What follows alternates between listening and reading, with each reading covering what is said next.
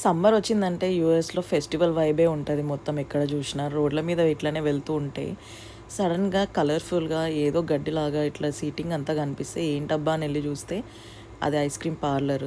సరే ఒక 5 నిమిషాలు వ్యూ బాగుంది కదా, ఐస్ క్రీమ్ తినుకుంటే టైంపాస్ చేద్దామని చెప్పి ఆర్డర్ చేసేసినాం ఐస్ క్రీమ్. తర్వాత వ్యూ చూస్తే మస్తు క్రియేటివ్గా వీళ్ళు డెకరేట్ చేసిన ఉండే సీటింగ్ ఏరియా అంతా కూడా. చెట్లు గడ్డి ఫ్లవర్స్తోని డెకరేట్ చేసిర్రు. సో చాలా బాగుండే. అండ్ పిల్లల కోసం ఫొటోస్ దిగడానికి, కూర్చోడానికి, ఆడుకోవడానికి ప్రైవేట్ స్పేస్ కూడా పెట్టిరు. సో తర్వాత మేము ఐస్ క్రీమ్ ఆర్డర్ చేసేసి వెళ్ళి కూర్చుందామని కూర్చోవడానికి వెళ్తే అక్కడ కింద సాప వేసిరు. అరే మన ఇండియా గుర్తొచ్చింది. 2 నిమిషాలు ఇండియా గురించి మాట్లాడుకొని అట్లా ప్రశాంతంగా కూర్చొని ముచ్చట్లు పెట్టుకున్నాము.